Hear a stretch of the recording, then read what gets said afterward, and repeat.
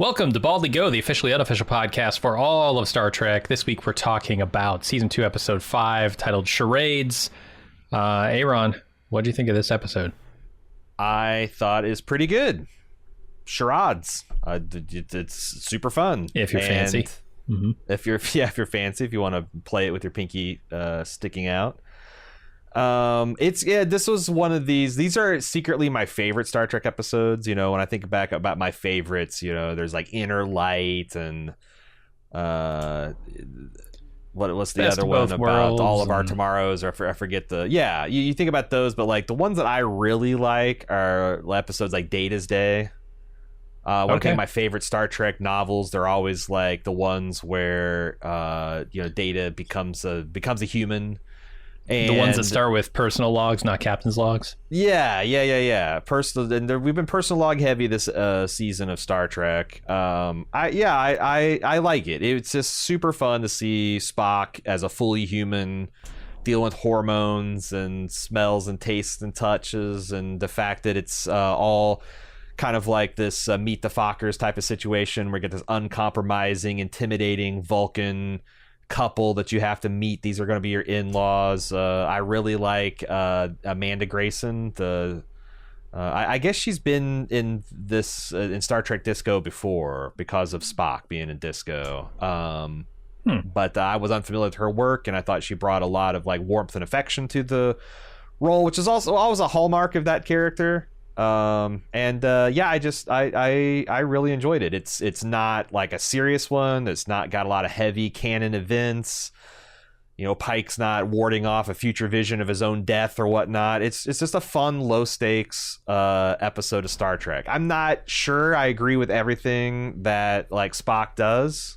I was kind of shocked that he pulled the Ross Geller, we're on a break, I'm just gonna sprint to Chapel's quarters and start the human fucking immediately. But you know, I guess this whole T'Pring thing is on its way out. The writing's on the wall here. We know where it goes. And honestly, I think these episodes, for as much as I don't know that I've always enjoyed the horny teenage Spock episodes of Star Trek, them fleshing out him and T'Pring's character goes a lot of the way for me understanding why she would set him up for a death match against his best friend in the old series, because he is mishandling her and her whole situation and taking her for granted in a way that's just somewhat shocking to me. The disrespect. And then if they do try and get back together, it's going to be like, oh, well, you know, I slept with Chapel, but we were on a break. She's going to ask, you know, when did this happen? He's going to say about 45 seconds after we decided to go on break. I had a drink with Captain Pike, and then it was on. Yeah. And then you got to wonder. Then they're going to the death match. You got to wonder, because I kind of liked T'Pring as they've conceived her in the show, and but you're right. Like the writing's on the wall. We know where this relationship ends up eventually, and you know, how much more of just like, you know, failed Vulcan relationship do we want to really get to? Although I gotta say, like, how much of like schoolboy and girl infatuation relationship between Chapel and Spock I want to see, not a ton there either. So yeah, I feel like they need at least one more episode to really sell the deathmatch stuff. Right. There has to be an episode where she finds out about this, and there's some real obvious reveal here, but hopefully there's not too much more. But I did enjoy this episode quite a bit too. I think I've been watching DS9. It's weird how sometimes these episodes just coincide with each other, because yesterday, literally, I watched the episode where Jadzia and Worf, you know, have their engagement stuff that they're doing. They're going to get married, and Worf has to go, you know, do his Klingon bachelor party. And Jadzia has to impress Martok's wife, which is difficult. It's much like trying to impress Spock's mother, T'Pring's mother here. There's a lot of similarities there. Feels like that's the gear they go to when they say, oh, people are going to get married. There are some real trials and tribulations with that. They did it with Rom and Lita too. Same thing. Well, I mean, because I think they're touching on, like, this is a real life thing. Anytime we have like cultural or racial mixing, you're talking about intermarrying from people from different faiths, people from different races. How are the parents going to treat it? It's like maybe the kids are cool with it, but their parents are very traditional. And it's actually, I kept on thinking of like that in terms of like what this would be if like you directly translate it to an Earth thing. It's like, what? It's Guess Who's Coming to Dinner, which feels a lot. Some of touchier. Some of this stuff like breaks down. Like if you had an interracial child and then like an alien just assembled it, it's like, well, the instructions are unclear. Here's your, he went on an away mission with a white woman, so we're returning him as that. As like some of that shit would be wildly problematic, but it's it's fun to kind of explore this in a very extreme form. Like the fact that like it's one thing that if you came from like different socioeconomic, cultural standards, racial background, different expectations, different experiences, now extrapolate that to a completely truly alien environment, and it's that much more extreme, like where you're reading minds and having to pick up stuff that's literally burning your flesh and it shouldn't burn there. That's you get away with it, but it's like I said, it's fun. It's just really fun, and Ethan Peck is having a lot of fun, stretching out his human legs. I was really surprised about how game like Anson Mount was, like some of the shit that he does in the backgrounds.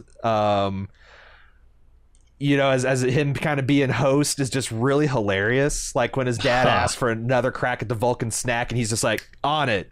And then he's back in the background assembling this tray as things are getting increasingly tense, and he wheels it just as Spock is dropping the like truth bomb on T'Prel, and he just like just like veers off at the last minute with the tray in the background. It's just really and him doing the like thing about like, oh yeah, this human tradition of charades, the sacred thing that we have. It's he's for as good looking as this guy is, he's just really funny, and his like timing on things is on fucking point.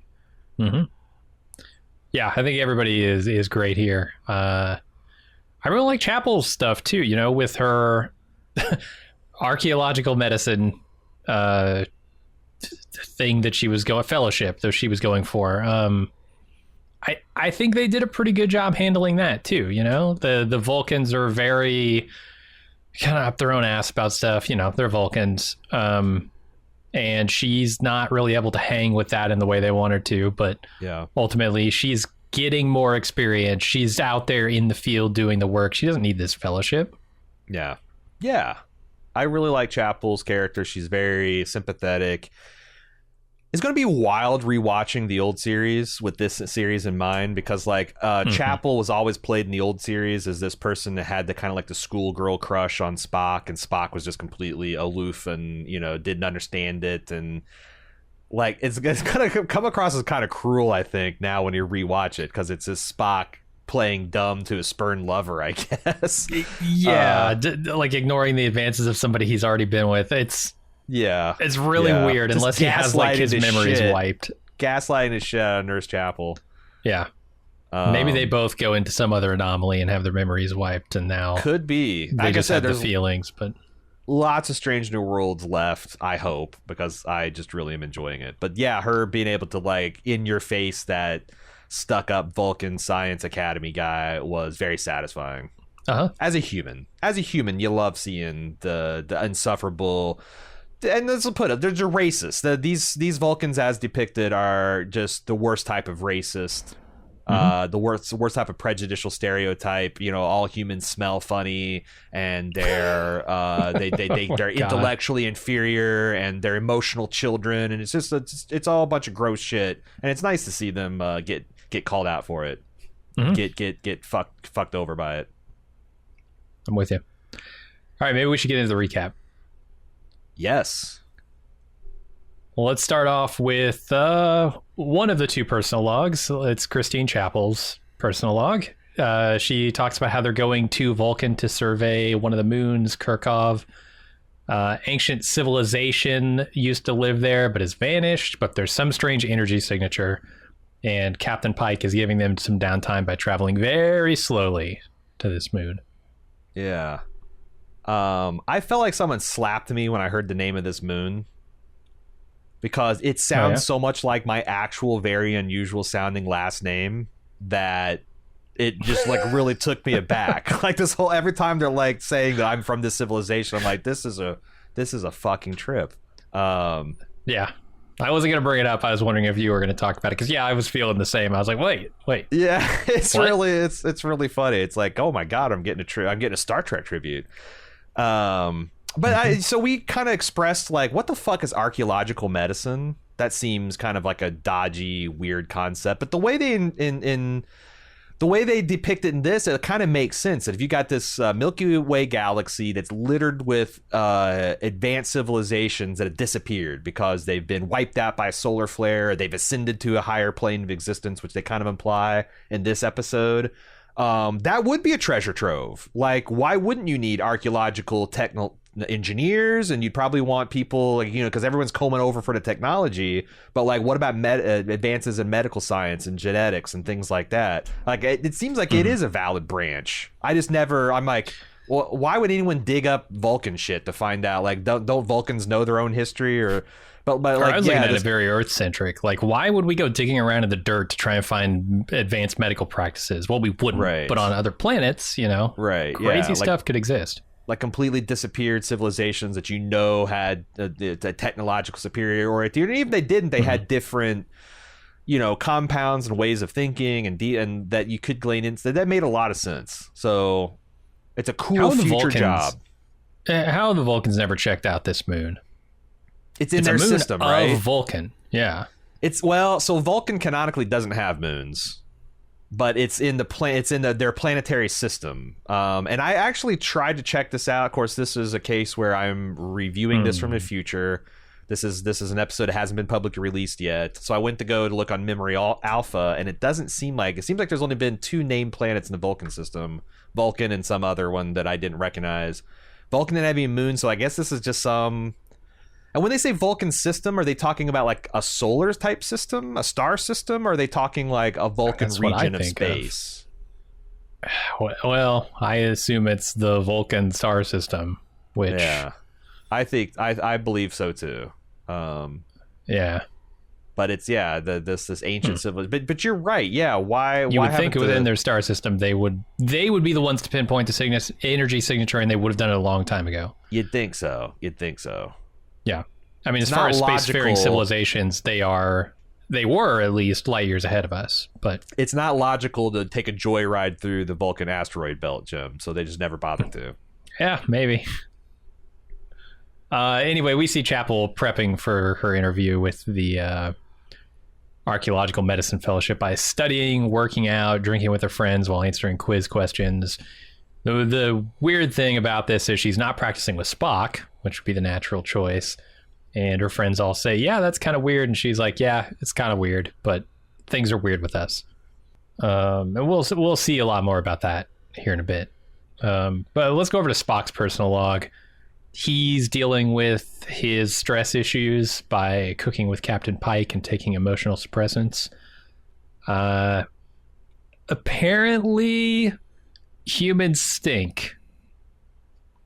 Humans stink. What do you think humans smell like? That's what I want to know. Because there's a lot of different stinks, right? It's sulfur, there are onions that make your eyes water. Like, what do you think? I'm guessing they're thinking our body odor, like the scent that our sweat glands make, and particularly the bacteria that make when they feed upon our sweat. That's probably distinct. They're just so sensitive to those scents that.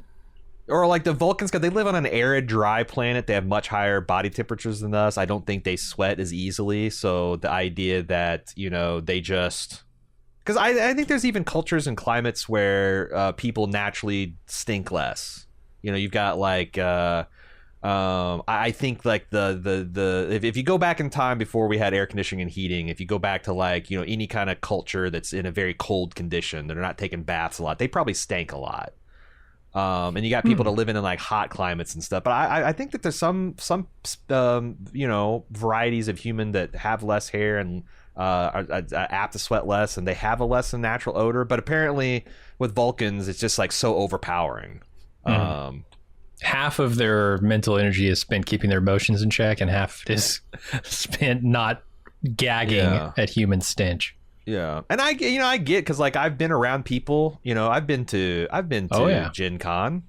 I've been to Magic the Gathering tournaments. I've been to places where there's some acrid smells from my fellow humans, and it is a bit of an effort to like yeah, sure, I'll take 3 to the face there. It's a bit of effort to keep up the kind of the whatever you're doing. So I kind of have, but also like this is really small-minded of Vulcans, although I guess they're taking nasal suppressants. Well, he's taking suppressants for his emotions, and I think they are in nasal form, right? Or no, nasal he suppressants. Specifically says nasal suppressants. He's fully suppressing his emotions and partially suppressing his nasals. Is this a thing? I don't think so. Thing that he's doing throughout the entirety of his Enterprise stay? I wonder if they'll ever make it a point that like I no longer am taking my nasal suppressants because I've gotten used to human stink. I don't know. I'm surprised they didn't have a scene where he goes around smelling humans and is just like happy he can't smell them. Well, I'm also like, is Sarek just like a true freak that he just like, he's like all up in Amanda like, oh God, I love the waste. I mean, is he that way with it? Is Spock going to be that way with Chapel? Is he going to be rolling around in his quarters, be like, oh God, I gotta look, I'm loving all this, but I gotta re-up my nasal suppressants because, woo. It's the opposite of every scene you see in movies where they smell the pillow after they leave. Yeah, he puts the pillow in the matter reclamation chamber. He does, and has a immediately. New one. Yeah. I don't even think they have those yet, but yeah, you know what I mean. Yeah, I do think it's, and then again, Pike is so funny in this scene where, he's trying to teach Spock how to cook and then realize that he can't smell anything, not even like fresh ground basil or whatever, and I just like how much Pike likes cooking. It's funny. Yeah. So Spock talks to T'Pring over comms here, and she says she wants to have their ceremonial engagement dinner. He agrees, but he's preoccupied with thoughts of the dinner during his other duties. I don't know if there's much to say about this. We'll get to the fun stuff with that. It's funny in contrast to see the scene of like all the crew laughing and whatever their version of Tin Ford was called, and like everyone's just like losing their shit laughing, and they pan around to Spock and he's just sitting there with one eyebrow cocked. And also like when Pike observes him being distracted and he just deadpans this situation with my mother-in-law is, as you humans say, a big deal. It's just I don't know, man. It's a lot of Brent Spiner data in some of this performance, and I ate it up. Yeah, they're reminding us just how buttoned up he is, so that later in the episode the contrast will be more apparent. And it sure as hell is. So Pike has Spock pilot the shuttle to the moon, and Nurse Chapel is going to go along. The shuttle ride is pretty awkward. Chapel tries to talk about it, but their mission distracts them, and they find that the energy signature is actually a rupture in space-time, which sucks them in, and Spock awakens to find out that he's now 100% fully human, including his messy hair. I don't understand the change in hair necessarily, but okay. Very subtle. It's very subtle. Human hair just naturally more untamable than Vulcan. I don't know. Yeah, the hair's got emotions too. It does. It does. The crazed emotional state comes out through the hair follicles in humans. I like the smash cut from him realizing and he goes, "What the f?" and it just goes right to the credit sequence.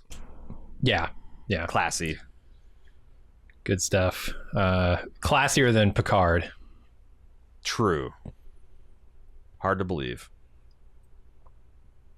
So Una and Lon are investigating the shuttle that Spock and Chapel were on. Seems like everything's in perfect shape, no problems. There is, however, a device they left on board, which is an alien communication device. And Pike uses it to contact the aliens. They say, "We did you guys a solid. We fixed Spock's DNA by unmixing it." They took out the Vulcan part of his DNA. Yeah, it's like we found two people and they look like they're supposed to match, but one of them was 50% mixed up, so we unmixed them. We took all the Vulcan stuff out, which I wonder. That's the thing. It's like some of this like genetics. Like if you take 50% out of someone's genetic code and replace it with human DNA, and the only thing that's different about them is the rounded ears and slightly messier hair and slightly pinker skin. Like really, it doesn't fuck with your facial structure, your bone structure. Nothing else. It just looks just like Ethan Peck the whole time, huh? Okay, seems like it. Man, I love the way I thought there was a skin tone difference that should probably have happened, but I don't think they really did it. No, he's definitely pinker. He's definitely okay. They lay off the green bronze kind of thing on this episode, but it was never as pronounced as they got with like Leonard Nimoy in the old days. Not even close. But I don't know. I like the fact that this these aliens, these Kirkovians, have like the manner of like they're the opposite of the people trying to always contact you about your car's warranty. It's like, hey, we get it. There's a fender bender. We completely restored your vehicle and occupants, and there's no need to contact us anymore. No need for thank you. Or it's like this weird isolationist, extra dimensional race that nevertheless realizes that every once in a while lesser beings are going to stumble into our highway and get hurt, and we probably should fix them, but I don't know. There are weird assumptions being made by these aliens about what's natural and what's not, and like it's like if you got in a fender bender in an SUV and they were like and you hit like a sedan and they were like, well, your SUV got all fucked up because now it has truck parts on it. So we took the truck parts off and made it a car. Right. What? Yeah. What? They're making an awful lot of assumptions about humans being the standard default of life forms, especially when they themselves are nothing like the humans. I don't know.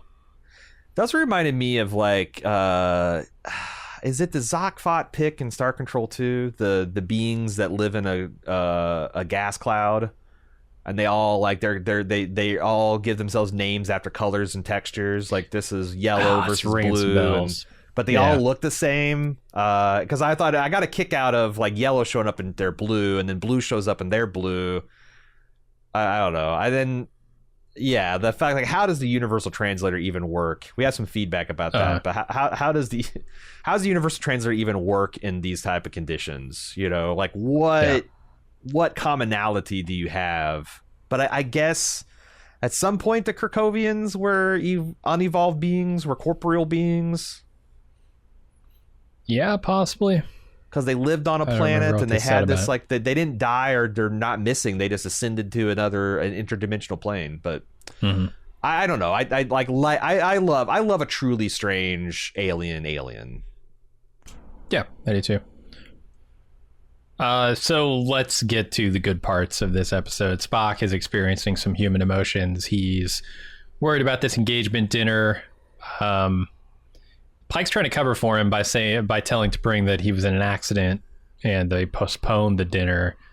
And so he goes about his duties, enjoying his new human powers of emotion and smell. But I would say he goes a little too hard.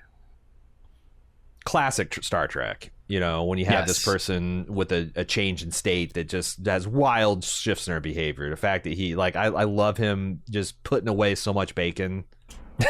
I mean, shit, I would do that if I didn't realize the consequence. Right? Like, it's like, oh my God, it's crispy and soft and salty and savory and sweet. And it's just like, you just can't get enough bacon. He's just putting away so much bacon. He's laughing at all the jokes, but a little too hard. It's like Data. It's a lot like Data getting his emotion chip activated. That's a very good comparison. Yeah, and he's just too much. Like he's laughing a little too hard. Like he's with Lon and he's trying to like level with her, but then he becomes intensely aroused just by being around her, and she's like, "Whoa, you need to learn how to do impulse control." It's like horny teenage Spock because he's never been through a human puberty before. And the rage that comes out. So okay, here's what I was thinking during these scenes. I'm like, all right, this is an opportunity for Spock to truly explore the nature of his feelings for Nurse Chapel, because he can now feel what I think are the same feelings he felt before, but he can actually acknowledge them and react to them, and he doesn't have to try and suppress them. And the same would apply, I guess, to his love for Bacon and also his hatred of Sam Kirk. What a slob he is. He fucking hates this guy. Like, he's been biting his Vulcan tongue to the point of severing it over the course of these years he spent on the ship with that man. When he screams, "Don't test me, Kirk! I will break you!" over his lack of busting his own table. Oh my god, so funny. Yeah, this guy's lucky he's a Vulcan, because if not, he would have been broken. So I got a question. All my Star Trek fan life, I've heard from Vulcans that it's not that they don't have emotions. In fact, their emotions are so much stronger and deeper than humans, and that's why they've had to suppress them, because otherwise they turn into like Romulans, who are also not demonstrative people. Right, they're just I'm calling awful. a giant cap on all of Vulcan, because the second Spock gets human emotions, he's a fucking insane person.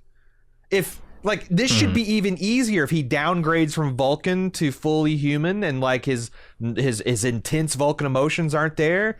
Like, it's got to be a lie, right? Like human, like this is a cope that Vulcans are on, that our emotions are just so fucking strong we have to ruthlessly control them, and you humans couldn't possibly.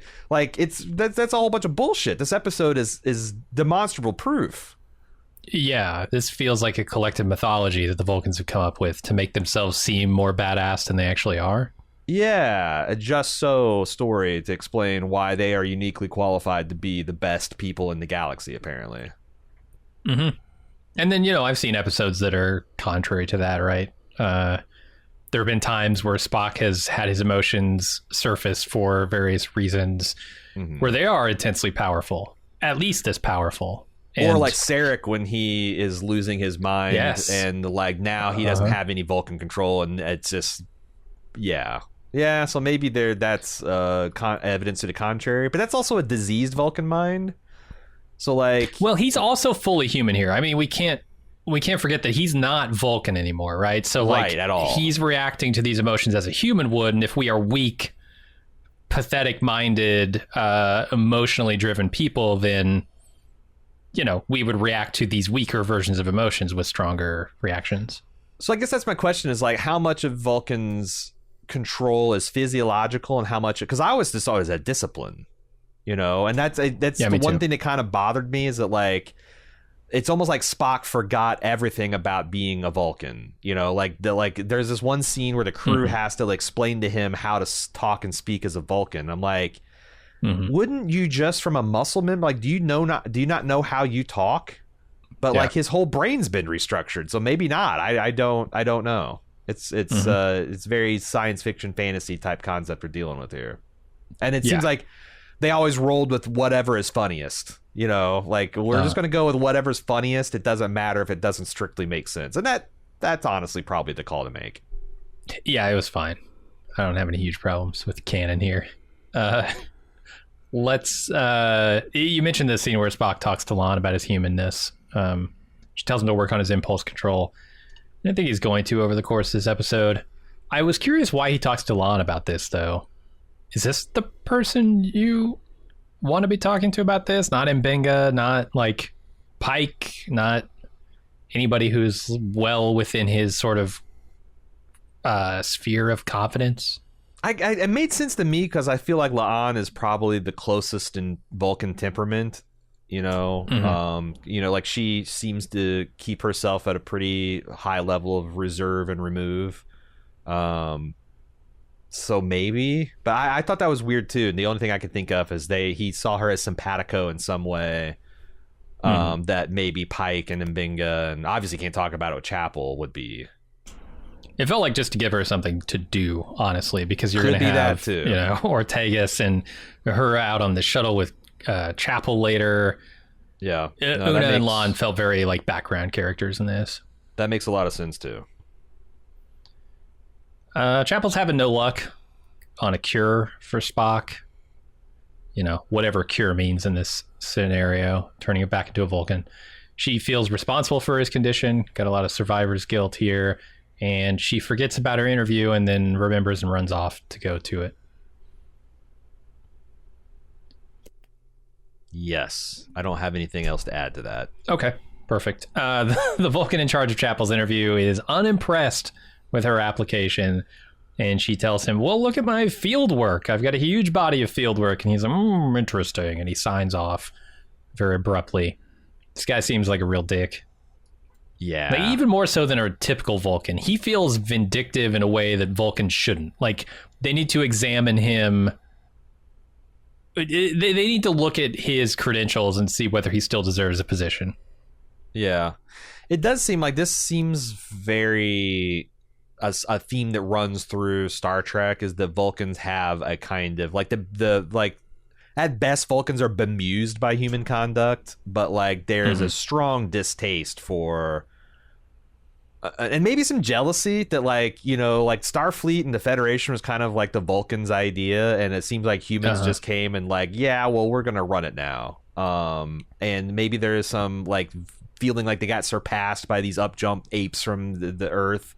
Has caused, especially the ones that are more traditional. It always seems like the more traditional Vulcans that have the biggest problems, but it's a real superiority complex in those Vulcans. But even he's like, you know, like it's a little much for me to think that like Vulcans are rewarded for rote memorization at this kind of like postdoctorate level. Like, you know, that like we don't want to hear you reformulating to see that you understand it. We want to hear our words regurgitated exactly back to us, and we only value this rote memorization, your field work and your and your natural surmising and all that. We don't give a shit about that. Like, oh, I'll glance at that, and then hangs up on her.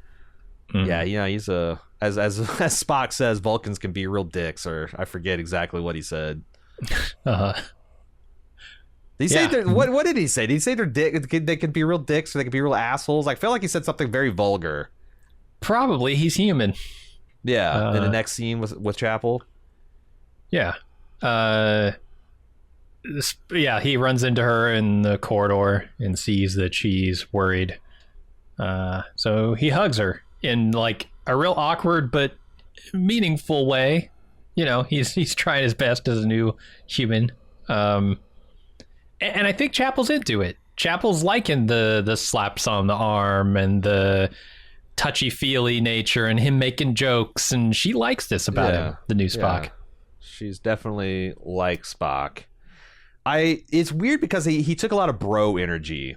You know, it very much felt like a guy who is just like, slapping her on the shoulder, giving her an awkward hug, and like no acknowledgement that there is deeper feelings there. Yeah, it's still very awkward between them.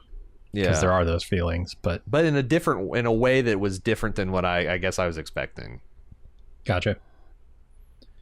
But things are about to get a lot more it's hard awkward. to say. Yeah, it's hard to say exactly what, because you know a bombshell's dropped on him, which is your mother has beamed aboard. Yeah, everything's about to change. Spock's mom beams aboard, and he has to try and pretend to be Vulcan still by wearing some silly hat, while she tries to convince him to go through with the engagement dinner. And she says it's going to be tomorrow night on the Enterprise, which is a real problem. Spock gets angry. He wants to cancel the dinner. He ends up showing his emotions, and his mom realizes he's human. Oops. And this is where I started to realize what this episode was going to be, and was like, okay, I'm into this. I like if you're doing a, you know, sort of weird riff on Guess Who's Coming to Dinner, but with like a comedy bent. I'm into it. Let's see what you got, Star Trek. So I really liked this version of Spock's mom. You know, I've seen, I think, 4 or 5 different versions at this point. You know, you had the original series, you had Spock's stepmom in The Next Generation. She obviously Winona Ryder in the J.J. Abrams reboots. I thought this was a pretty good one. Mia Kirshner, she's a Canadian actress that's done a bunch of different stuff. Would you care to guess how old she is? I'm going to do this all season long because it's never not blows my mind. Well, I'm going to say 40 every time. All right. She's 48 years old. 48 years old. She's 10 years older than Ethan Peck, who's playing... Now, and I'm wondering, like, do these ages actually match up? Because canonically, I think Spock is really like he's like in his 60s.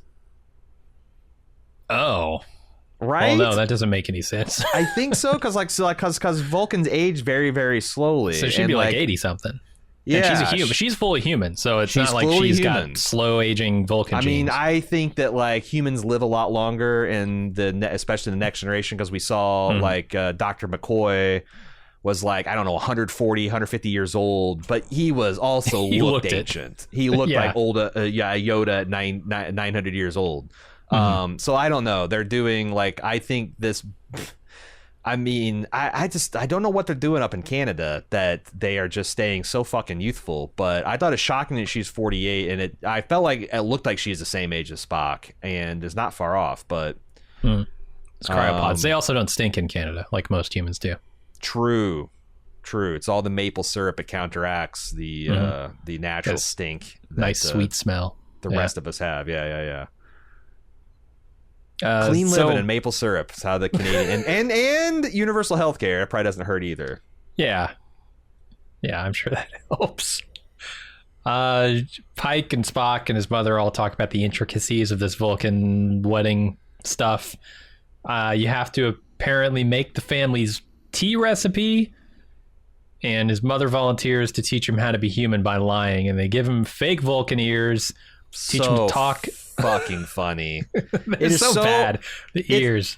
It's so funny to see Ethan Peck handed what are probably his actual prosthetic ears, and like, har, we're gonna make you up to look Vulcan.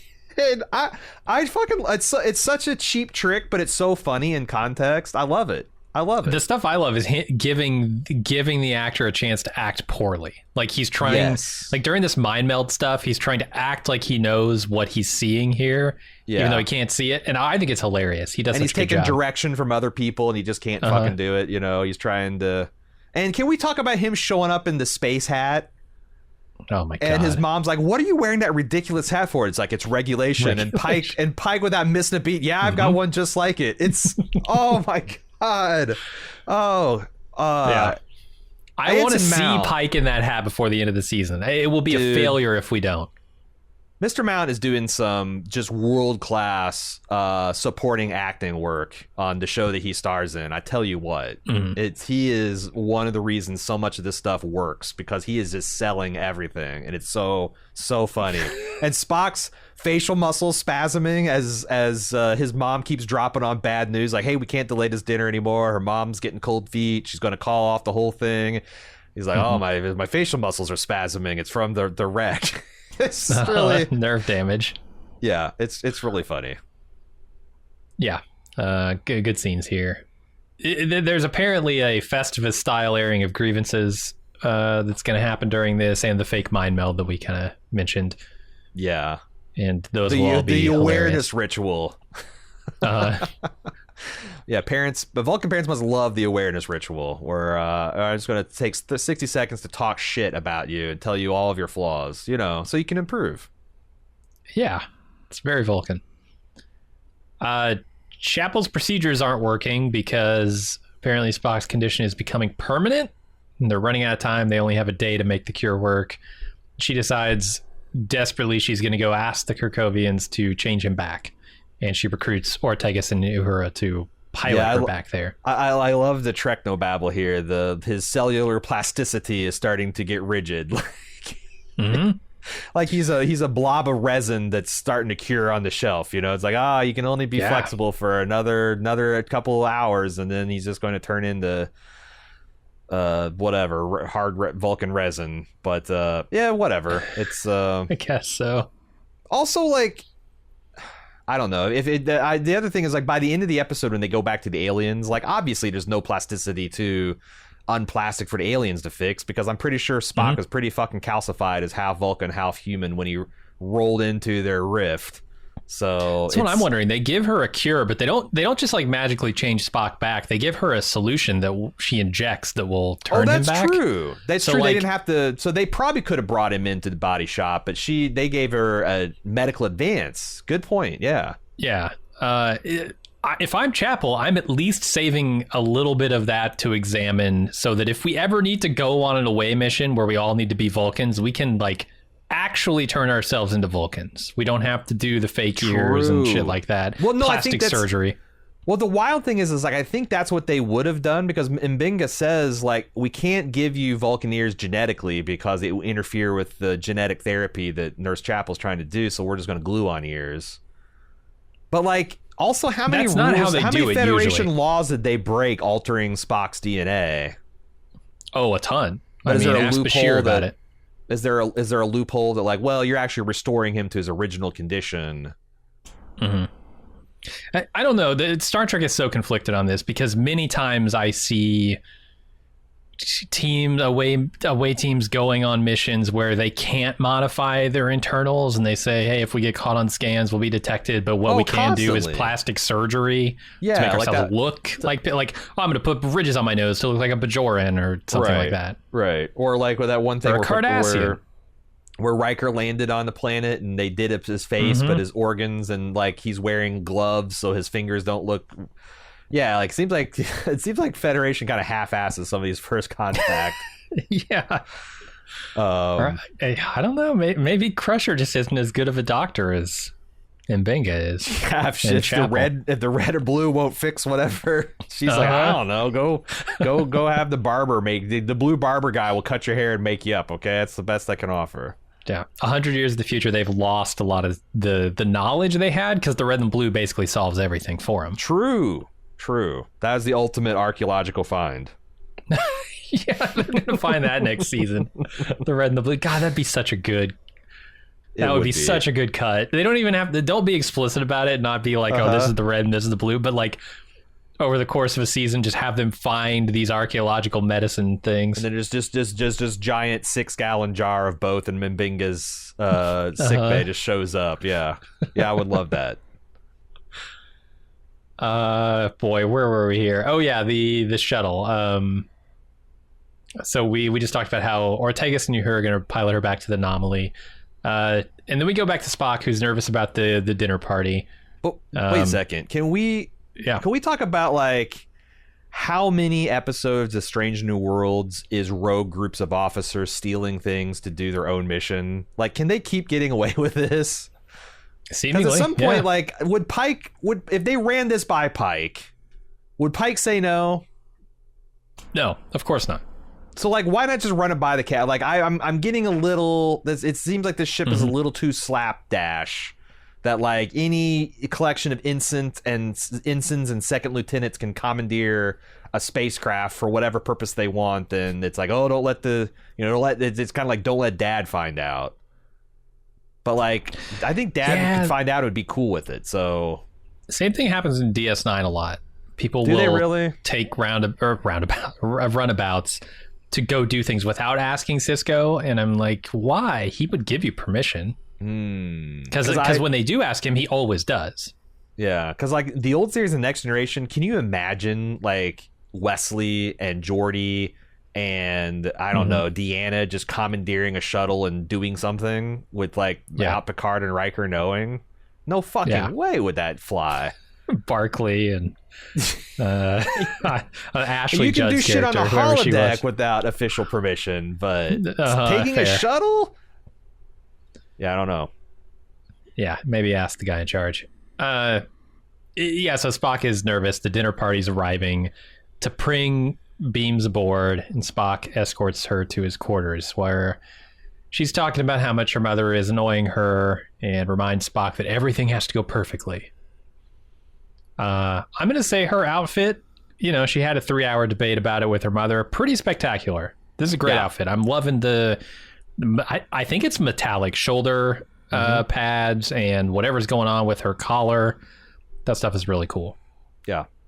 Yeah, no, she's always stunning. And then T'Pring's mother arrives at the dinner, and this is where things get real tense. This whole time, Spock, has been trying to act like a Vulcan with his pasted-on ears. She asks what's wrong with Spock, and he says, there's nerve damage. I singe my eyebrows. Yeah, they are looking a little funny.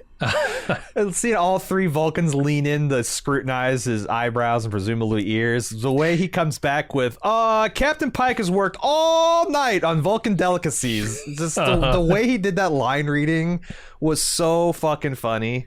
Well, I love the eyebrows thing because it's always been a little bit weird because what they did is they shaved down Nimoy's the side of his eyebrows and put them into a V shape.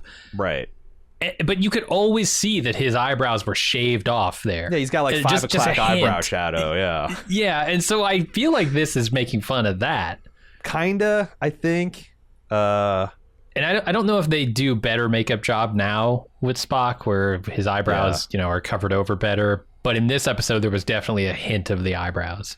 They got some uncanny valley shit happening with his sideburns now. Like, oh man, those things are faded into like oblivion and then darkened back in. Every time I see his sideburns, it's weird. It's hipster Vulcan. T'Pril's husband, I forget this guy's name. It starts with an S. Yeah, I don't know his name. I got it at some point, but he's just wharfing down this food. Like, Pike has made this Vulcan delicacy and this traditional thing, and you can tell it's like really good even by Vulcan standards. But his mom, T'Pril, takes one look at it, and it's like, oh, you can't hardly say this is traditional if it's done like this, and just shits all over. Too tight, yeah. And then her husband comes back with like, oh, now that I'm noticing, yes, this is entirely inappropriate. Oh, I was, He does that a few times where he's just like totally reverses course in his opinion because she says something. Yeah. So she's like the contrarian, impossible to please. He's just like kind of go with the flow. Plus, he's political. I always wonder about these matchups. The whole, because Amanda goes on the ship, Spock's mom, and like lays it all down. It's like, yeah, he is hungry. He is like trying to power through because he wants this relationship because he wants the association with Sarek, who is this big swinging dick in Vulcan politics, and her mother hates humans. So like there's this tension between this guy obviously wants this relationship to work because he's ambitious, but he also is completely afraid of his wife. So anytime, like, he's trying to steer the needle between sticking this landing and also not making his home life complete hell. Any more than it already is, because this woman, oh my God. She's too much, yeah. Yeah. It would be hard to live under the same roof, I feel like. Yeah. This is a common thread in Star Trek 2 with mismatched marriages. I think of O'Brien and Keiko. I think of Worf and Jadzia are like the prime example of that shit. Is it that bad? Because when I think O'Brien and Keiko are hard to beat. Like it just seems like she hates him and he loves her, and she should just divorce him because he's just this big dumb transporter oaf. And he loves her until he starts talking shit about her. Like, it's hot and cold with him for sure. Like anytime, like if Data had to chase her down and convince her to marry, like that should have been. I was off on this relationship from the very fucking beginning. You know how many times they have had to convince Worf and Jadzia to get married? Nog has convinced them at this point. Every fucking character has had to go to them and say, no, you should definitely get married. I know you're completely incompatible. Dude, I gotta finish my Deep Space Nine rewatch. I'm missing out. It's a lot of fun. Even when you don't agree with the characters' decisions. So Pike serves these hors d'oeuvres. They're judged pretty harshly by T'Pring's mother. She just wants the ritual to begin. She's just here to shit all over this marriage, find fault with Spock. And then Chapel, Ortegas, and Uhura go to the anomaly and decide to fly inside. We get a Jurassic Park line reference here. Hold on to your butts. Is that Jurassic Park or? Oh, that's Jurassic Park. I mean, Sam Jackson coined that phrase. True. Never been uttered before. It was pinned in Jurassic Park. Hold on to your butts. Why would she say hold on to your butts? I mean, it's something you hold on to if you're a human going through a spatial anomaly. I did like. I suppose so. I did like Erica pointing out the absurdity of some of these Star Trek analogies when that someone will say it's like a stone skipping over a stream, or when they're talking about warp drive or something, and she's like, I hate when you use these analogies because they never turn out right. She's like, what if it's like the ocean where it's like a tumultuous surface, but you go through it and it's nice and easy. It's like, why would a fucking interdimensional rift work anything like the ocean? And someone finally fucking said it, but then also said, who am I? I'm Eric Ortega. So am I going to be the person who says we shouldn't do the cool maneuver? So yeah, it's they're really I don't know. There's something really, they're really striking the right balance between self-awareness and classic Trek bullshit that I think, boy, it seems like you could go way too far in either direction, but they are just walking it perfect, I think. I like what they did here very subtly by not doing something, because there's an opportunity here to point out some differences between some of these crew members going into this anomaly again, right? Uhura looks conspicuously different than the other two. They do not acknowledge that in any way whatsoever, which I think is both a smart move and commentary. I feel like they're saying it's one human race. This is not a difference that is a difference without a distinction is what it is. Yeah, that's actually a good point. That when we're talking about Vulcans and Klingons, we're actually talking about people who are genetically distinct. They are a truly different species. Yeah. But we're all Homo sapien here. Mm-hmm. I think that was intentional commentary, but maybe not. Maybe they just didn't consider it. It works. I agree. And also, we haven't pointed this out, but like them going through this rift is as lovely of an effect shot like as anything. Every time I see this, like I think of what it would look like in the Next Generation, where you're like, well, I get it, it's supposed to be a subspace rift, but it looks like shit. This just all looks just like, yeah, that's exactly what a subspace rift would look like. And as the like shuttle kind of rolls through, it's just like there's constantly these flourishes and stuff they never could get with the models, and never got with like, especially the early days of, I don't know how you think about the early switch away from models to CG, but I always thought that like some of the earlier seasons of TNG looked better than some of the later seasons, even though you had so many more ships and stuff, but because they were models and the CG just wasn't quite there. And now it's just like everything just looks rock solid all the time. Yeah, I just got to some big Dominion battles in DS9. And I will say by the time they get to the end of DS9, it's pretty solid. They worked it out. Okay. Yeah, but you're right. The stuff in TNG can be dodgy from time to time. Yeah. But this is, modern visual effects stuff that looks amazing. Mm-hmm. This show, look, I'm not going to say it's foundation or anything in how good it looks, but it has its moments for sure. Picard never looked this good. Like Picard actually, a lot of stuff, Picard looked like a cheaper show in a lot of ways. But this, they are sparing no expense. Or maybe they just didn't have one actor who was sucking up 90% of the budget. I don't know. But for whatever reason, the standard level of fit and finish on this show is better than, I don't know. Disco is beautiful too. I remember some of those first few seasons, some of the like battles and action shots were also jaw-droppingly gorgeous, but they got to dial it in. They got to dial it in for the show. And as an old science fiction fan, I will never not be amazed at how good things look nowadays. Yeah. Yeah, I definitely don't take it for granted yet, at least in this setting. So the ritual begins, and Spock serves tea. The thing that struck me about this is they've gone all this trouble prosthetically to make him look Vulcan. Mm-hmm. They don't have some kind of heat-resistant material they could coat his hands in? Make this a little easier on the poor guy? That's a damn good question. Yeah. 4th century science can't do anything about temperature differentials.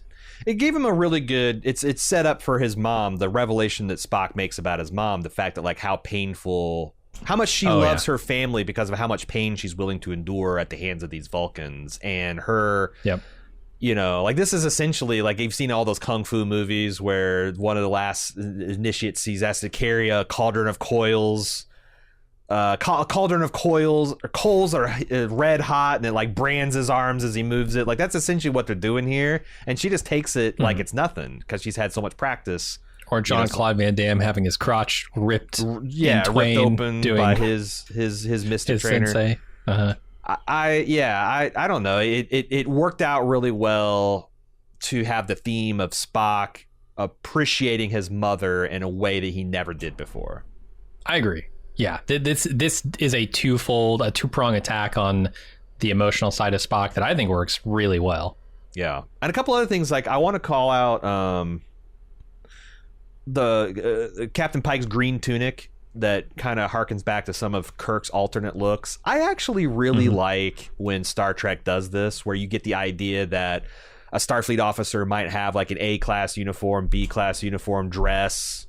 You know, like it's not like you just see them lounge around in the same thing every day. And in particular, I forgot to call this out back during the episode where, you know, Una was put on trial, but the dress uniforms on this show are some of the best I've ever seen in Star Trek. Like everything feels really well thought out and like a modern military's, you know, progression of like your battle dress uniform versus your work slops versus your actual dress uniform versus your class A's. Like there's a lot more continuity, and you know, where in TNG it's like everyone just wore the same thing, and maybe you get a change up between seasons, or maybe Picard would get a slightly fancier jacket. I like how everything, you know, like just like, yeah, again, the budget that they're spending on the outfits is so much better, and I like it. Yeah, I agree. Pike looks good in green. Did you know there's talk of Kirk's typical uniform not actually being yellow? That it was green, in fact, and that the lighting was the thing that made it look yellow on screen? That's weird. Maybe? Yeah, I've heard that's a thing. Because he actually had a green tunic that attached at the side, but they're saying the gold velour command uniform is actually green? That's what I've heard.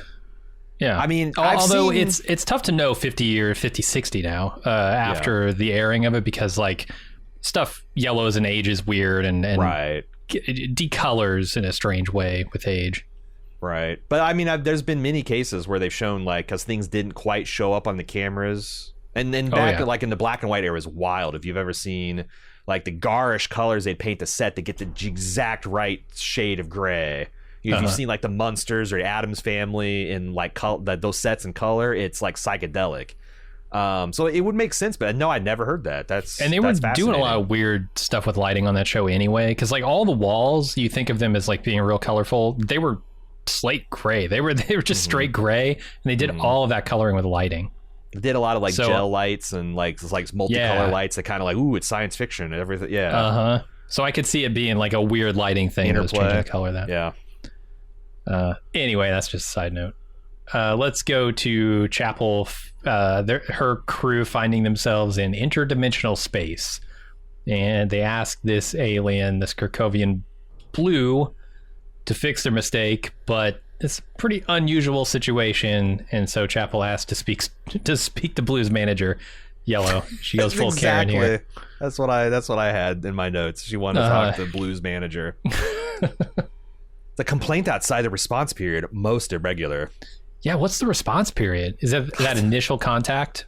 It must be like you get 24 hours to complain about any alterations and then get the fuck out of here. Yeah, it feels very like insurance policy, like you said with car wreck. Yeah. And then let's go back over to the ritual. It continues with the airing of grievances. T'Pring's mother just tears Spock a new emotional asshole. And his mom, too. Disrespects his mom. Because Amanda's like, you know, T'Pring, I would like to see you visit more, and you should have more self-confidence. And his dad's like super supportive, and then her mom comes out, your human instincts are interfering with this improvement process. And the way she pointedly starts the clock, like she is going to pack as much awareness into Spock's minute as she can, and Spock like trying not to have facial spasms is really good.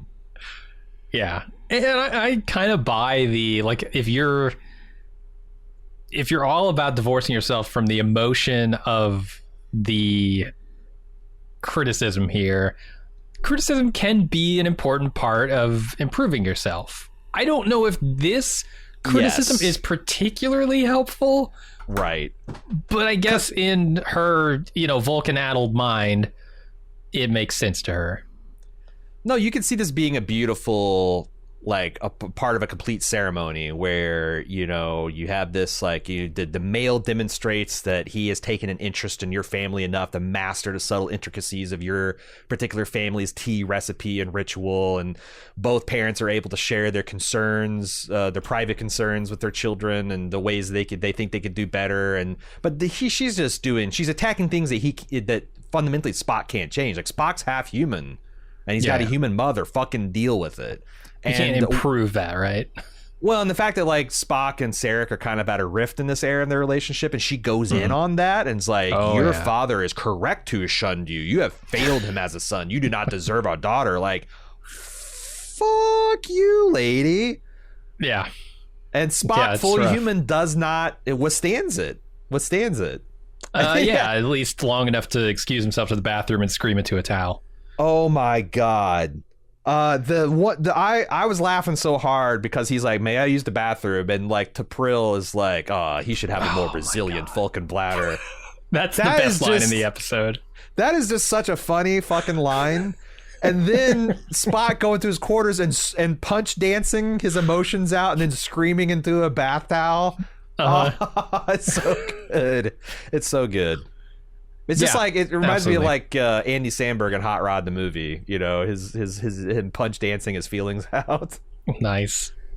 God, it's been ages since I've seen that. Oh, by the way, if you think you listen to this podcast, like I think A.Ron's humor is a lot like mine, and you haven't seen it, please watch Hot Rod the movie starring Andy Samberg. It's so fucking funny, criminally underrated. Yeah. This is before he got big with like Lonely Island and stuff, right? Yeah, but it's all the Lonely Island guys there. One of them starring and one of them's behind writing and directing. It's just, it's so good, so good. So he then calls M'Benga to ask how the cure is going, and M'Benga tells Spock that Chapel went to the anomaly to ask for help because we got no idea what to do. And then we go over to Chapel, who tells the manager, I think you guys made a mistake. The receipt's wrong. Yellow tells her that Spock's only a friend, so she doesn't really have grounds to complain. And apparently, we find out that Spock chose to protect her in the crash by diverting the shields to her side of the shuttle. And so Chapel's forced here to confess and prodded by her friends. Like, seriously, Christine, come on. Confess her feelings for Spock to try to convince Yellow to put Spock back to normal. It is wild because, like, I think Chapel's trying to do the right thing. She's got complicated feelings for Spock, not because her feelings are complicated, because the situation is complicated. And she's trying to pussyfoot around, and then when it just smash cuts to Ortegas and Uhura being like, oh my God, did you just say that you like Spock? Yeah. It's funny to see these junior Starfleet officers essentially encouraging her to do the wrong thing. But it works within what they're trying to do with this episode. And I don't know, I'm really enjoying the tone of this. We've talked around it a little bit, but I really enjoy when they drop the Starfleet officer act. Yeah. And I know it's not an act, but that side of them, and they just talk like normal people. Right. They don't do it too often, and they don't do it too like extreme. Yeah. Because there are some characters in other shows that like they don't act or talk like Starfleet officers ever. But this, they're talking with a friend. They're not on duty. This is something they all know and is obvious to everybody. And they just drop that formality of being a Starfleet officer and just say, "Come on, seriously?" Yeah. And I like Chapel saying that, like, the way you changed him is actually in line of what I kind of want. Like, he's easier to talk to. He's more like, understands my feelings. I can figure out his emotions more easier, but he's also not the same guy, and it's not right. You got to change him back. It's not him. Yeah, and that's right. I mean, she fell in love with Vulcan Spock, not human Spock. And then we go back to the ritual, which continues with the mind meld. And Pike jumps in and delays by interjecting the Earth tradition of charades. We don't get to see enough of charades. I wanted to see Vulcans actually playing charades, so I was a little let down by this. Honestly, the father's misunderstanding of the rules of charades was almost funny enough. Where yeah. Is that a sacred word? Yeah. It's so funny. And also, like, it's funny that the Vulcans, like, don't know enough about Earth culture to, like, I mean, what are you going to do? Call the captain a liar? The charades aren't an integral part of human bonding ritual? You know? And then him, that'd be deeply insulting. Especially since, like, he plays it like he came up with charades on the spot. Like, he's just trying to delay, and and Spock's mom's like, yes, that's right, there's still the human ritual of, and Pike's like, charades. And again, this man's comic timing is just impeccable, and it just makes the scene, this, if you give this to different actors, it just doesn't work, and it's like cringy and shit, but I ate it up. Then Chapel shows up with a hypo full of cure for Spock. They excuse themselves, and Chapel asks why he moved the shields to her side. But before he can really confess anything, she turns it back into a Vulcan and leaves.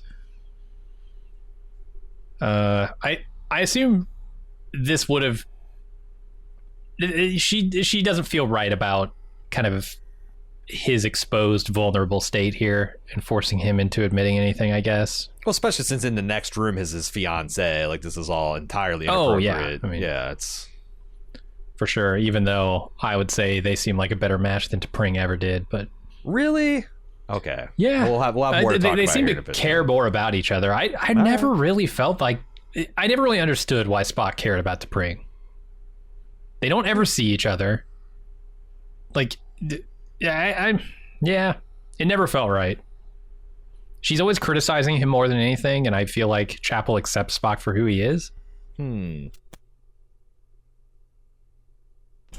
don't know. Anyway, I mean, a lot of stuff I want to say is like contained in the scene, like where they part. So it's like I'll just wait. I'll wait to defend T'Pring that scene. Yeah. So Spock mind melds with his mother, which concludes the dinner. And then now that he's Vulcan, he can do that. T'Pring's mother starts saying how she was impressed that he could perform the ritual being only half Vulcan. So Spock blows their minds by revealing that he was actually fully human when he performed that ritual. And then he tells his own mother how impressed he is by her. Yeah. And here again, Pike in the background, where the T'Pring's dad wants more of that Vulcan shit now that everything's over with, and he's just like, I got you, and preparing to tray. And then it's Savet, that's his name, and then where the way he kind of veers off and alters course when he sees Spock just laying in to T'Pring's mom. It's just really real. It's really fun. It's really fun. And the stuff he says to his own mom here, I mean, it's maybe not as poignant as the stuff that she says to him later in this episode, but it is of a piece, and it's very important. He says, yeah, go ahead. You refer to my human side as a handicap, yet here's my mother, the most resilient, compassionate, tolerant person I've ever known, one who's been judged by Vulcans her entire life, and yet she stands for love, for family, for me. It's not a handicap, that's true strength. What he forgot to add, he should have said, and her bladder is beyond reproach. That would have just been the cherry on top. This woman's never had to use the bathroom in an entire run of Star Trek. Okay. Never seen it. But it's really very touching. Like it too. And it works on even better on rewatch, because like when I first watched this, I assumed when Spock says it's an ordinary day when she took me to school that he was bluffing because he didn't have his full Vulcan psychic abilities. But later in the episode, you find out that was what he saw, but it meant so much more. It was an ordinary day, but like he got a lot more out of it than he let on, but he didn't want to drag out all of his mother's humiliating, I guess, laundry, but he did it just enough to defend him against the T'Pring's mom. And I really like that. Like I said, it works. A lot of these episodes I've noticed work really well in a second watch. They set things up and pay off things that you kind of notice on that. And this is another one. Good job, Strange New Worlds. Agreed. Firing on all cylinders this season so far, and we're halfway through. So T'Pring is surprised that Spock couldn't tell her about being human. She doesn't think Spock trusts her, and she suggests that they take time apart. T'Pring's 100% right. And I think, like, I was actually shocked to hear you say that you don't see why Spock is attracted to T'Pring because, I mean, just to get out of the way, she's super fucking hot. Sure. She's extremely attractive, and she has been so since the old series. She's always depicted as, like, this extremely beautiful Vulcan woman. She's also highly accomplished and driven, and she is like the one of the most desirable blue-blooded Vulcans of the planet Vulcan. And I think on a intellectual level, that's something that Spock aspires to be. Like, Spock wants to be the statesman, the great Vulcan that his dad is, and having a woman like T'Pring on his arm would be a long way to solidifying that. And he genuinely admires her driven qualities. The fact that you saw that she's I guess she'd be a Vulcatarian, not humanitarian. You know, she does relief work, and you know, she does a lot of like selfless giving of herself, which I think is why she admires Spock, even though it drives her crazy that Starfleet keeps him away from her. She's also trying to be long, you know, Vulcans have long lives. I can let him do his Starfleet career, and we'll still have 200 years, 300 years to ourselves when he retires. And I think that they have shown that she's got a lot of forbearance, and she's tried to make this thing work. And Spock was wrong to hide this from her. You know, it's a pretty flimsy excuse to say, well, you know, Vulcans aren't very good at lying or whatever, and I didn't want to put that stress on you. And she says, well, there's some logic to that, but also the emotion of it doesn't track. And it seems like she's legitimately brokenhearted by his inability to trust her with something that he trusts everyone on Enterprise with. Yeah, and I think that's what it comes down to, why I don't feel like they are a good match, because Spock isn't 100% Vulcan, right? He's also human. Spock is an anomaly within the Vulcan culture. Yes, for a Vulcan, maybe T'Pring is an amazing catch, but there's never felt like there's a connection there to me. Yeah, but I think that's the human side of him is much more in line with Chapel. Yeah, and I think that's I like seeing this because it depicts something that's common to the young love affairs, right? You know, that you get together and like you so admire this person, but then, you know, you get certain to the relationship, and it's just like, well, it's just not. You know, there's nothing wrong with that person. You don't have to talk yourself into hating them, but it's just like, it's just not exactly what you thought it would be, or they're not what you thought it'd be, or you both grow in not complementary ways where you want different things after a few years. And it's always sad. Sure. It's really sad when like no one's done anything wrong here. Although I think I can, my scorecard, Spock did something wrong, I think. Oh yeah, I'm with you. I think he did something he wrong. Shouldn't have lied. Sprinting to Nurse Chapel and immediately consummating a relationship. But yeah, all the fact that like he also made a mistake in not trusting her. It's not been the first time that he's done this elaborate quote unquote charades rather than be straight with her about a situation he's going under. And she doesn't even know the depth. Caught him.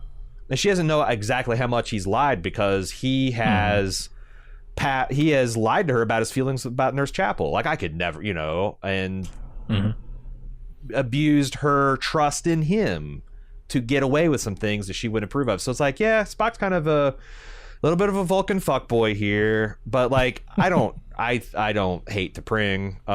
And again, it shows me you got to get T'Pring, who I quite liked in season 1, especially, to a place where she'd believably try to kill Spock and or his best friend in Vulcan ritual pawn fire combat in the original series. And I feel like him doing the Ross Geller we're on a break bullshit is going to be it's probably going to get us most of the way there.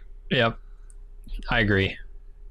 Yeah, let's go to Chapel. She gets a call from this horrible Vulcan with the Fellowship, and he says that her application's been denied. She tells him, you know what? I did some serious archaeological medicine shit today. I don't need your stupid Fellowship. And in fact, you don't deserve me. And that's the end of that. I like how they played the Vulcan stick up his ass. Like, he was actually really hot to hear about this Kirkovian medicine. What research? And he's like, you know what? You can read my fucking paper. Click. Like everybody else. Yeah. So good. Yeah. Put that in your Vulcan pipe and smoke it. Yep. And then Pike commiserates with Spock, over a glass of Tellurian brandy. I don't know what he drinks. I love it. A one last human ritual, commiseration. Because what do you do? What do you say after that crazy experience? I mean, sometimes bad shit happens, and all you can do is man, experience it with somebody. You know, you're a young Vulcan in love, man. You're gonna have some scrapes and bruises and partial reversion to humans every once in a while. Right? Yeah. Who amongst us hasn't reverted to? Hasn't gone through an energy rift and had half of her DNA replaced? Like, you know. Honestly, on Star Trek, it's fewer than you'd think. I really because I watched Star Trek as a young person, and I appreciated that there's a lot. I appreciated, it's kind of cringy as an adult, but seeing Geordi like being a complete loser at love and like figure that shit out, and seeing Wesley being like, as an awkward young man myself, like I felt like I learned a lot on how to relate to people from watching Star Trek. And sometimes having these like junior grade officers being a little bit arrested development and see them struggle, to the extent that I like to flatter myself that young people are still watching Star Trek, I kind of get like a good feeling about the young men and women that this show is raising. That they're modeling behaviors, both good and bad, and kind of showing that in real time, and people can like make decisions based on that. But because like I've always said, a lot of who I am today is because I watched a lot of Star Trek: The Next Generation, and some of that was cringy adolescent type behavior that hell, my parents were gonna explain that stuff to me. My peers at school certainly weren't doing a good job, so yeah, they had ideas, but none of them right. No, I think that's one of the things that Star Trek as a franchise has gotten pretty right in the last few years, especially with this, Star Trek Strange New Worlds. I think they have, or maybe I'm attributing too much of a calculating nature to them, but in my mind, what's happened here is there are a lot of young people watching Star Trek now, in large part due to Discovery. And I think that's cool, as long as we can have the Star Trek Strange New Worlds that they can then look to for more Star Trek content that might guide them in directions that I view as almost gateways to the old Star Trek, the stuff that I view as important, both in my development, but also in just like its general societal outlook. I think you can hook people with the action and the crazy plots and the serialized stuff, and then maybe they'll be encouraged to come look at some of this other stuff that deals with more serious issues. Sure.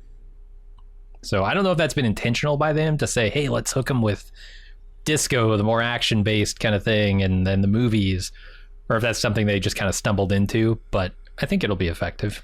It's a good question, because again, this is the same crew that made all of the Star Trek that I didn't really like, and they're nailing this. So I don't know if it's the format, or if it's the cast they got, or just they've finally kind of got a handle on, or they told the other stories and now they're ready to go and kind of retread Star Trek. But whatever, I hope they keep it up, because it's entertaining, it's educational, it's enlightening, funny as hell, and it looks great.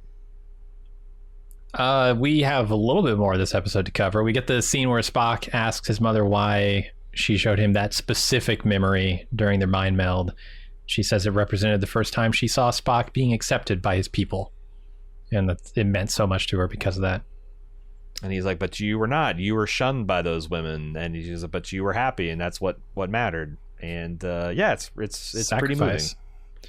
Yeah, you realize how much she sacrificed for Spock to grow up on Vulcan, to grow up among his own people, because she could have taken him to Earth. You can tell Spock never got those speeches of like, all the things I've sacrificed for you and your father. I came to this fucking desert planet where everybody thinks I stink, and all these women look down their long green Vulcan noses at.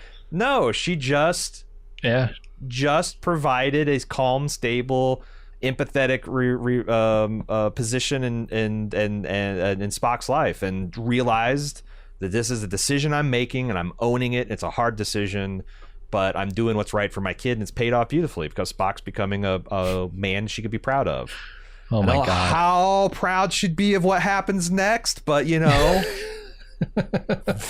Vulcans are allowed to not be perfect.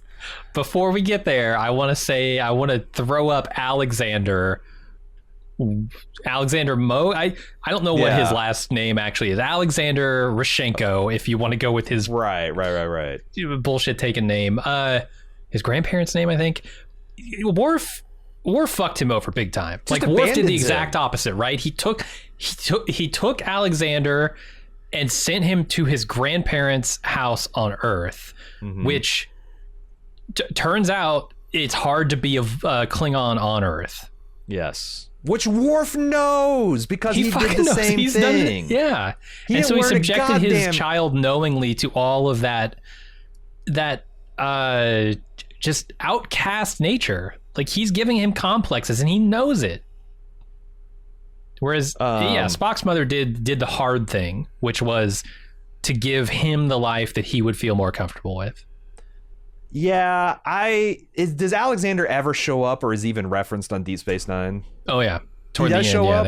Okay, because like my memories of like he just never shows up in Deep Space Nine. I'm like, oh my god, Worf just like fucking deadbeat dads his own son. But well, he does that for a long time, and then Alexander shows back up, going, "You deadbeat dadded me. What the fuck?" Really good. I don't remember that episode, but like that needed to happen because he does do Alexander dirty. Totally. Yeah, that's the counterexample. Also, Worf never wanted to be a dad. His lover kind of did him dirty and concealing it from. So it's like there's a lot of issues there. It's not all Worf's fault, but yeah, it's that's definitely an example of what not to do as a dad for sure. Yeah, I feel like being a parent is in large part how much sacrifice are you willing to make for your child's well-being, and she's making a lot. And then finally, Spock tells Chapel that he and T'Pring are taking time apart and that he has feelings for her. And he's happy about that. He wants to feel them. And so they kiss because she feels the same. And more. They kiss and more, I think. They're falling out of frame at the end of this, making out. I assume falling right into a bed or against a bookshelf or something. I don't know. I'm just going to do it right on the floor. Right on the right against the bulkhead. It's going to be raw, uncut, half human, half Vulcan, fully human emotions. Style. Yeah. Vulcans don't need a soft surface to bang. Are you kidding me? That's weakness. That's something humans do. True. They like to fuck against red hot iron grates. That's what that's what or rocks, for them. Pointy rocks on the surface of volcanic rocks. Mm-hmm. You pour boiling water over. This is going to be interesting in subsequent episodes. I hope it's not insufferable. I really don't want to see like Spock's personal log. I've been fucking the shit out of Merce Chapel. Like oh my god, it got a little much. Remember the whole Spock and T'Pring stuff, and sees now she's on the ship. Yeah. Over and under how many episodes are we going to see Chapel and Spock in bed? Over under for the rest of the season. We got 5 more episodes left. 2.5. 2.5 over under. I was going to say 3, and that's too many. Yeah. That's too many, man. That's too many. All right. I'll allow 2. I feel like Sulu and Star Trek 6. We got to turn into the wave. We got to turn into the wave of a horny Star Trek and ride it out because it's not going to abate. It's not going to abate for sure. No, I don't think so. Anyway, that's the end of the episode. Yeah, if you'd like to send us feedback on our show, to Baldly Go, StarTrek@baldmove.com is where you want to send that feedback. Once again, that's StarTrek@baldmove.com. If you'd like to send us feedback, we'll be back next episode with another episode of Star Trek: Strange New Worlds. We'll see how much of the wave we have to turn into. We'll be back next week for another episode. Until then, I'm your host, A.Ron. And I'm Jim. See you then.